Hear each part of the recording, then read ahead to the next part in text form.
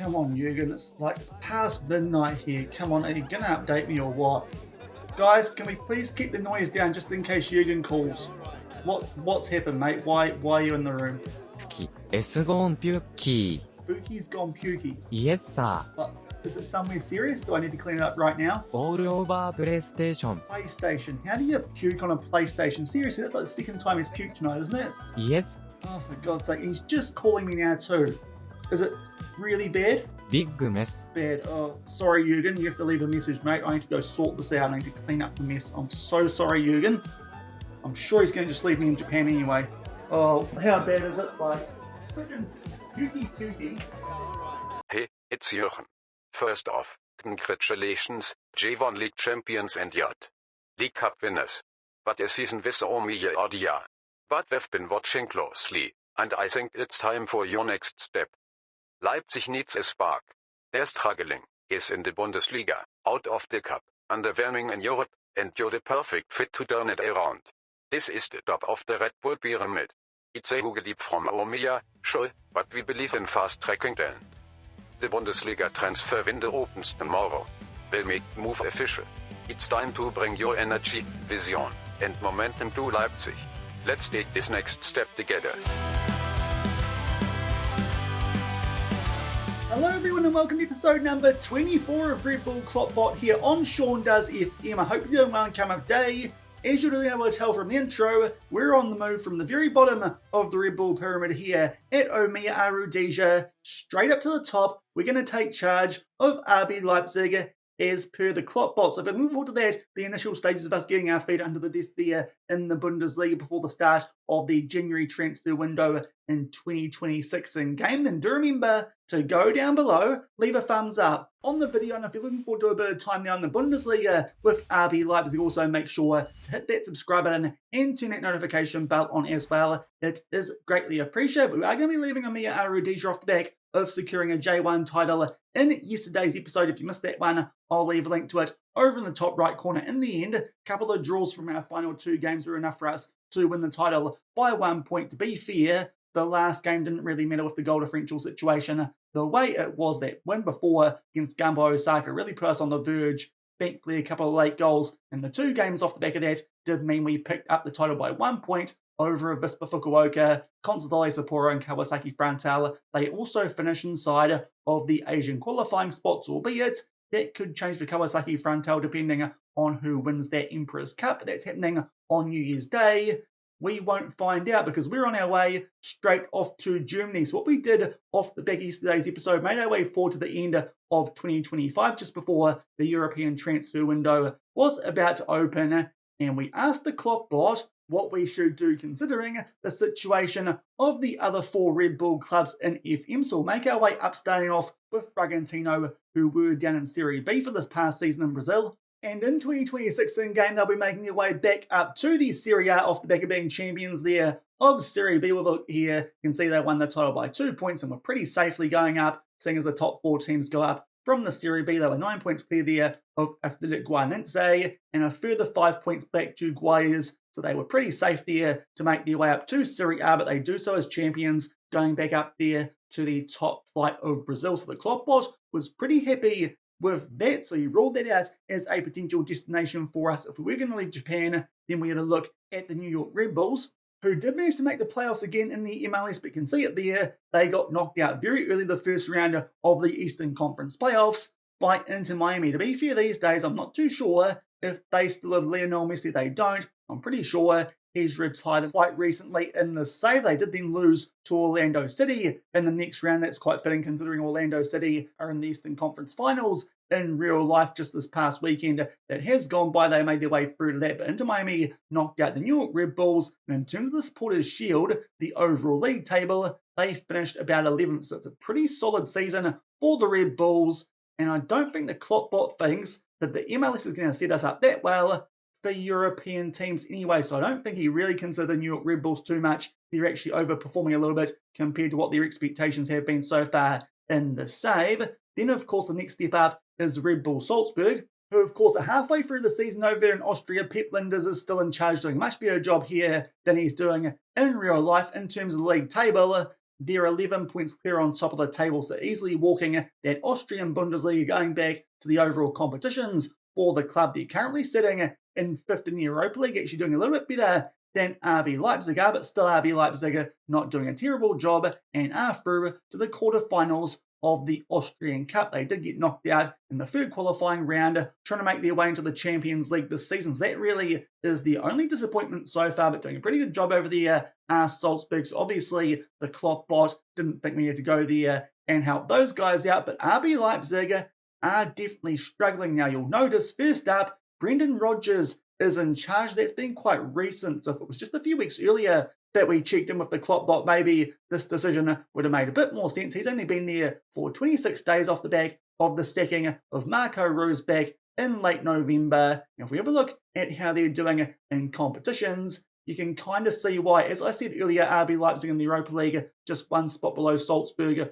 not doing too bad, but definitely could be doing potentially a little bit better for a club of their stature. But the Bundesliga is probably the bigger concern. They're all the way down in 8th. Bayern Munich absolutely running away with it. To be fair, they're only 6 points out of a Champions League qualifying spot, but still, they're not doing that well, and that was especially the case back when Marco Rose was in charge, and already they've been knocked out as well of the DFB Pokal by Fortuna Düsseldorf in the second round, a team who are not in the top flights of Leipzig, have been going fairly for a little while now. I think the KloppBot thinks that while we would have had Champions League football this upcoming season at Omiya Ardija, and despite the fact that still we would have been one of the outsiders for this upcoming season in the J1, there isn't much point hanging around, especially as we're starting to put up a little bit of a rotation as a trophy specialist. So he wants us to jump to the very top of the Red Bull pyramid, so it does mean we'll be saying goodbye to some really good players for us so far in this saving players who definitely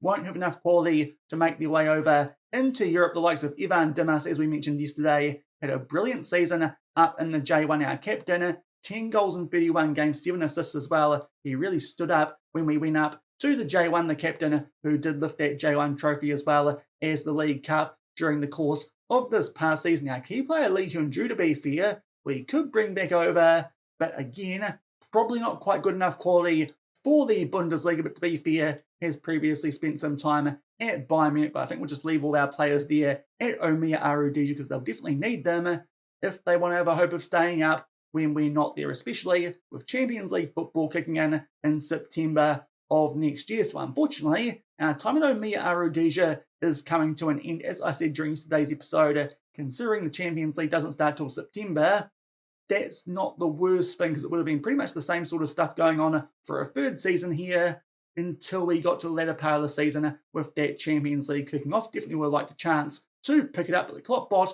he thinks otherwise. So we're going from the very bottom to the very top to RB Leipzig. So let's see what we can do. Their captain there, Willi Orban, the Hungarian centre-back, he does look ridiculously good. Definitely going to notice a bit of a change here in the attribute quality of our players. 34 years old though, so probably need to find an up-and-coming centre-back to replace him in a couple of years' time. Peter Gulaxi is their vice-captain. Not too sure if he's their starting goalkeeper, but certainly he looks decent, apart from acceleration, but really he's a goalkeeper. We should be fine with that issue. And the key player, Benjamin Sesko, he is very good looking in this game at 23 years old, wanted by some pretty big clubs though, so we'll see what happens in this upcoming January transfer window. But we are on our way to RB Leipzig. We'll just quickly show you guys what the KloppBot was talking about in terms of his chatbot and making that decision to send us from Omiya Ardija over to RB Leipzig. You can see there briefly, he evaluated how each of the clubs were doing. We'll just make our way down this quickly. Won't read all of it out. You can see there RB Leipzig underwhelming in the Bundesliga, progressed decently in the Europa League, but significant room for growth in the Bundesliga. And in Europe, the other clubs, he was pretty happy with how they were doing. Maybe the New York Red Bulls needed a bit of a rebuilding phase. Here's what he said. If we're considering a move, Leipzig or Salzburg, we told him it's your decision. So going down further, his decision was to take charge of RB Leipzig. That's where our talents and experience are apparently needed most. A chance to prove ourselves at the highest level, compete with Europe's elite, and restore Leipzig's status as a Bundesliga title challenger, and resign from Omiya Ardija. And initially said at the end of January, but I thought that maybe we needed the first transfer window here at Leipzig just in case. We mentioned that, so he said, yeah, let's go now. It's probably good timing. You can see there. We also asked him if it was too big of a move, and we did ask him further down if it would be a better idea to maybe go to Brazil or the USA first, and he pretty much said that Bragantino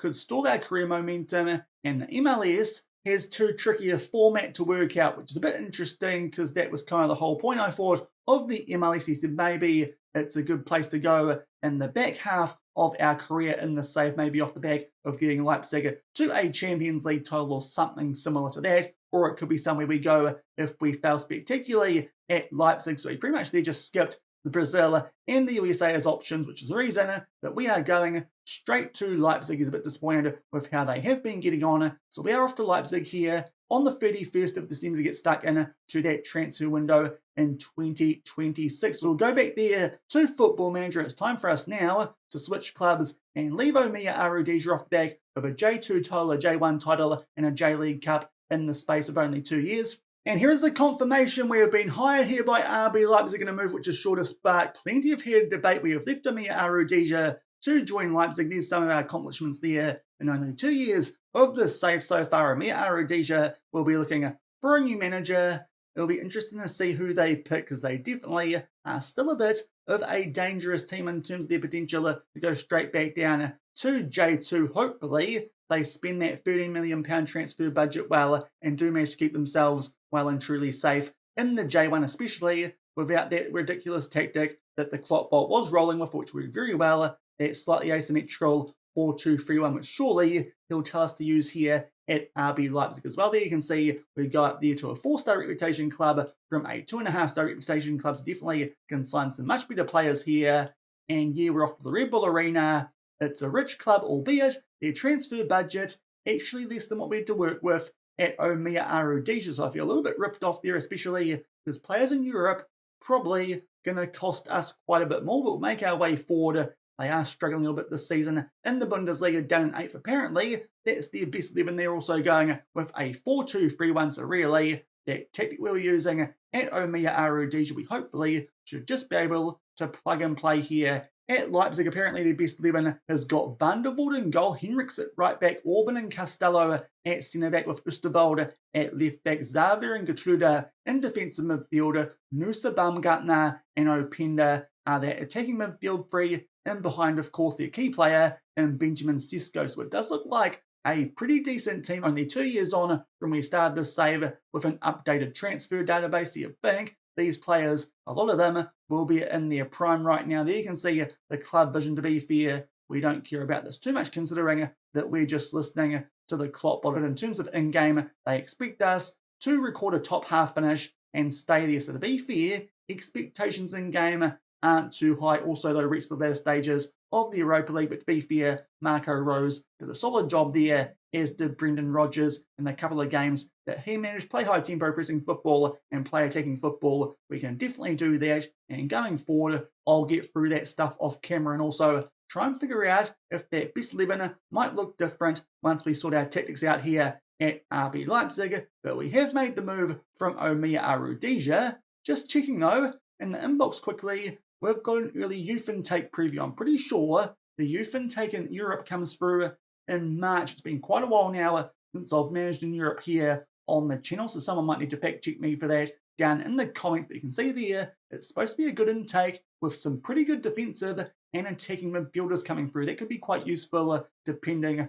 on what our squad depth does look like. But I think now we're going to try and sort out the squad planner and just make sure the KloppBot does indeed want us to play the same tactics. If he doesn't, that'd be pretty weird, but I'll plug those in and we'll see where we might need to improve in this transfer window before we get stuck in to our first game in charge. And we've gone forward to the 8th of January, 3 days prior to our first game in charge here in terms of the Bundesliga. With RB Leipzig, a big game as well. We take on Bayer Leverkusen all the way up in third. They're currently being managed by Graham Potter, which is certainly interesting, but to be fair, he's doing quite a good job there with Bayer. But we're not going to actually play that game until early next week, because unfortunately, I was just making my way through the 10 days or so to get to that first game with some transfer bids having been put in, but something's happened, which we'll get to shortly, which kind of is going to change those plans quite considerably. and I might need to redo all the transfers. So we'll get to that shortly, but first up, the tactics that the KloppBot has wanted us to plug in here at RB Leipzig. First up, indeed, a 4-2-3-1 gegenpress, which is very, very similar to what we used at Omiya Ardija, but quite surprisingly, he has opted to change quite a few of the player roles. So what he's done here, instead of a sweeper keeper on attack, we've got a sweeper keeper on support at right back, a complete wing back on support at left back, an inverted wing back on support. So a couple of different roles he's using here,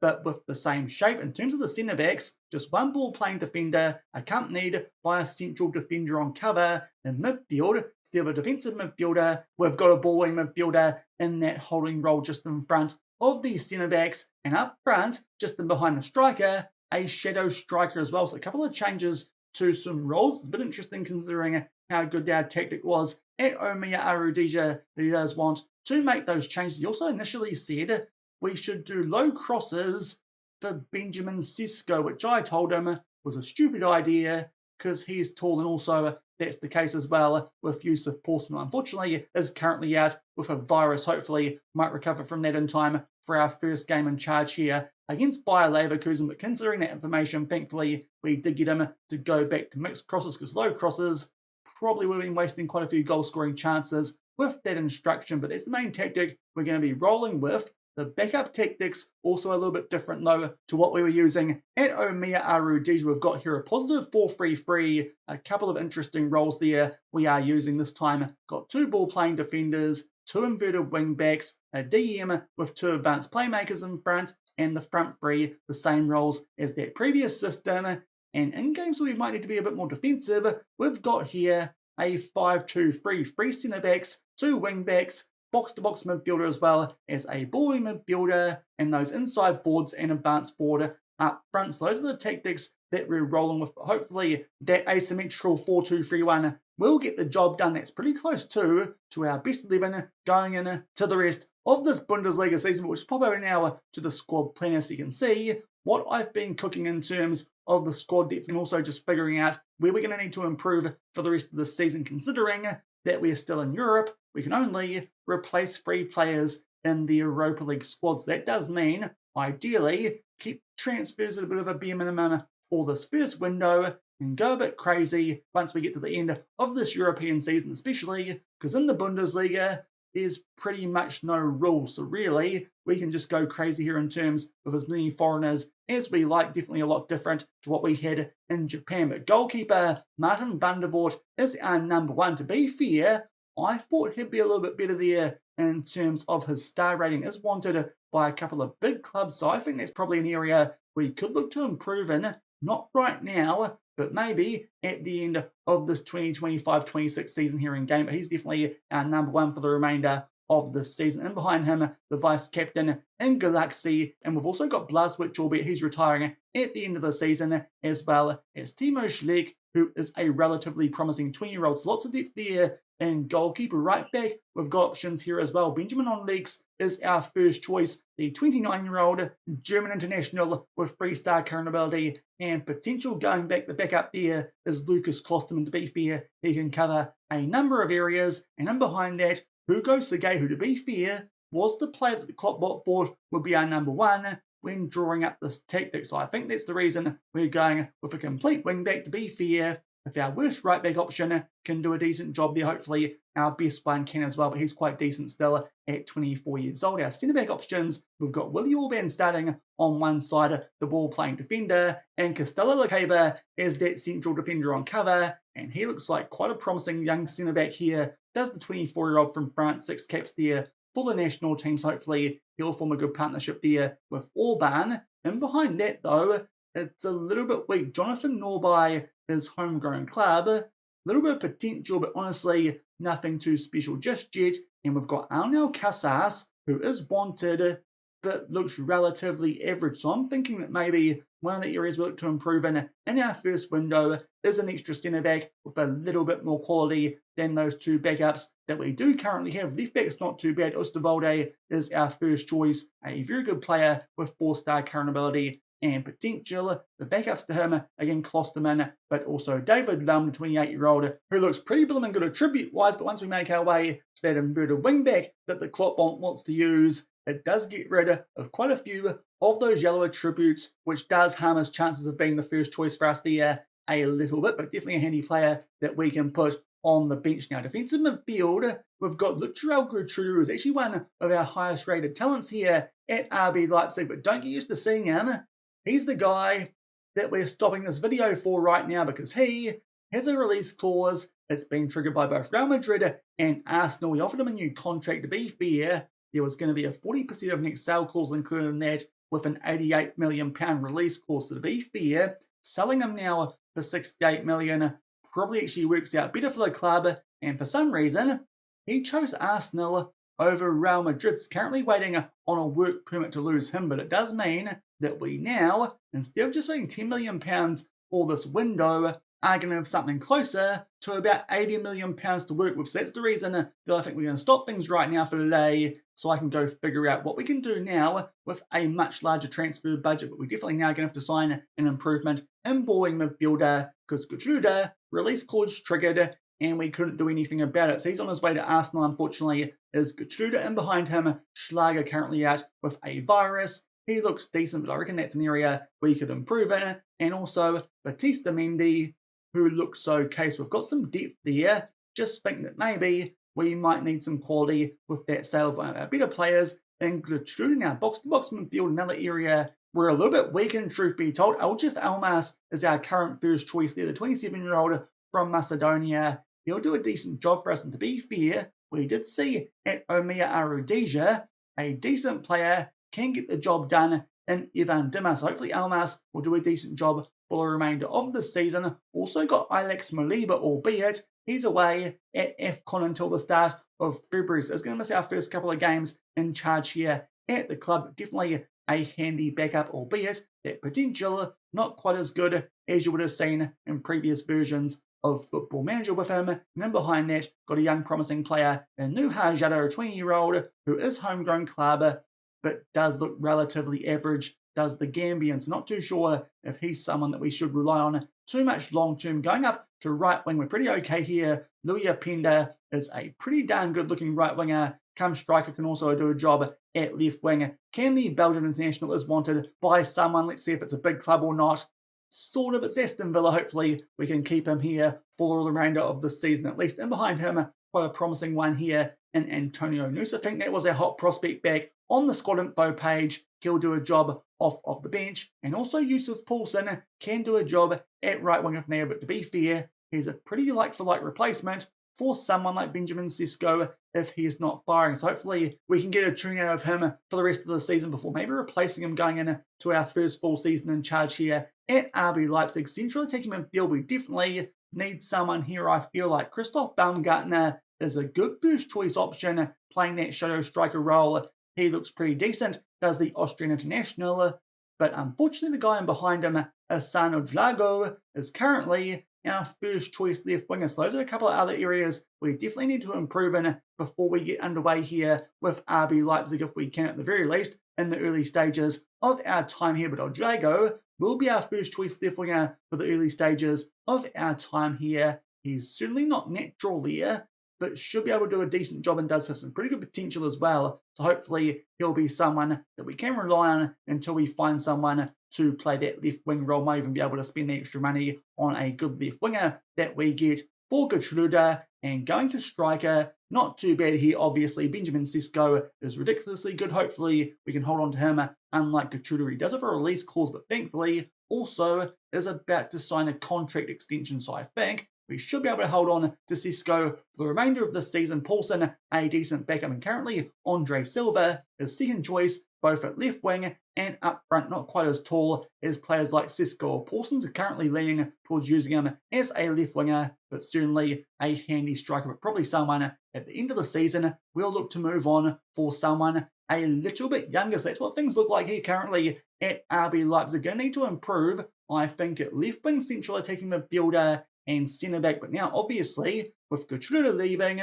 that also means we're going to need a ball wing midfielder as well. So it could make things interesting the European registration, as we said earlier, only able to change 3 players in that halfway point of the season. So that might muck us up there, that transfer of Gertrude, because definitely think we need to find someone to come in for him a little bit better than Schlager. And we'll quickly show you guys the transfers I did have in the works in terms of ins. We have Victor Guzman as a ball-playing defender for 6.5 million, rising to 16 million. But hopefully now we can find someone a little bit more expensive who's a little bit better, because honestly, not quite as good as I thought he might be there from Monterrey. Also, Elise Ben-Seguir, quite a promising player in real life in this save.